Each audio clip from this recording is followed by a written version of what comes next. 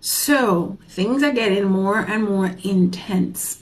So again, we are at a stoplight, but this time we are not in Manhattan. We are in Brooklyn and we're doing Uber Eats. We're at a stoplight, and in the distance, not too far away, I see a huge trailer truck, all white. And it's at a stoplight, but I can't see because the trees are like blocking like the trailer of that truck. And I could just see the head of the truck. It's like plain white in the front. And I'm there and we're waiting at the light. So our light turns green and we move. But as soon as we move, there's another stoplight and it turns red. In New York City, if you know, you know. Every little inch you make, there is a traffic light in New York City. So we stop again at the second red light, and then now that trailer truck was stopped at a red light, and then the light turns green. The trailer truck moves forward, and then the trailer is white. And on the trailer, there is this long, it's written in black and it's in bold, approved, across the trailer of that truck. And this time there is a check mark. As soon as I saw the check mark on this trailer truck with the word approved in big and in bold, I said, boo, look, we've been approved for the apartment. Look, this trailer truck has approved, but this time it has a check mark. They're going to contact us to tell us that it's been approved. My husband looks at me like, I said, I'm telling you, this is what this means. And then he's like, you think so? I said, I don't think so. I know so. And I'm excited. I'm in the car excited. I'm in the car thanking God. But mind you, it's the Friday. So the Thursday, I wanted to call and God said, do not call. And I said, okay, I will not call reluctantly, but I obeyed. And we continue, not even like 5 minutes down the line. I'm on the phone with my girlfriend calls me while I'm in the car, he's driving, and we're talking, and he gets out of the car and he goes to deliver the food, and I'm in the car, I'm talking to her on the call. And he gets back in the car while I'm talking to her, and I see he checks his phone and he's like, oh, I got some emails. Let me check my email. And he checks his email. The approval letter came in and it says, you've been approved. Welcome to your new home. And my husband went like, what? And I'm like, I told you. I told you.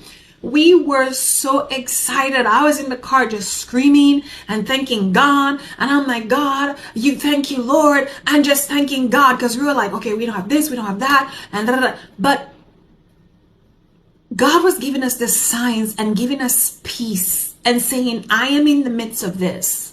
Do not allow the enemy to try to come and attack you. Even in my dreams, Satan would appear in my dreams looking like that very bishop that he knows that God has appointed to speak into our lives. And he would come in the form of that bishop, dressed all in white in my dream, and talking about, oh, God didn't tell you to move. God didn't tell you to move. And in the dream, my husband and I were like, what? And he's like, God didn't tell you to move. Looking all bright, looking all righteous, like literally. And then he says this. He says, first thing he says, I've been watching you. God did not tell you to move. And we go like, what? He says, I know what God is saying, but you need to go back and seek God and ask him what he's actually saying. And in the dream, the Lord just opened my understanding. And in that dream, I went, I see you. I said, Satan. And I rebuked him. And I woke up. And he looked at me. And I woke up.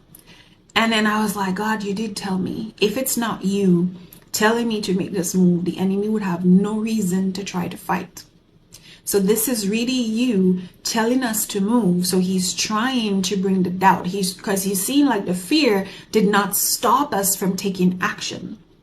So it was not confusion. We were not confused.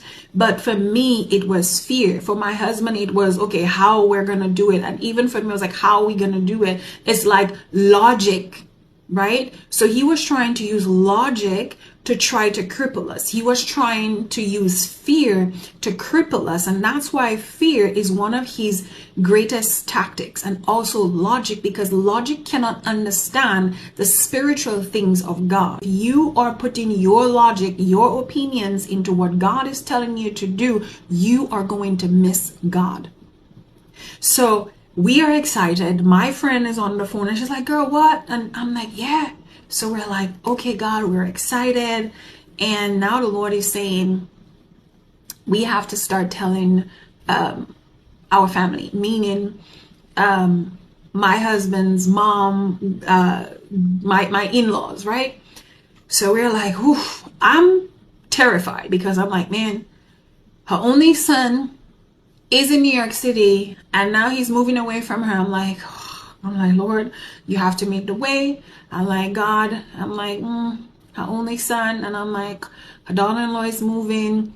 That's going to be hard on her. She will not understand it. Like, I'm just in my head. My husband is like, I know mommy's not going to get it, but we're going to do what God tells us to do.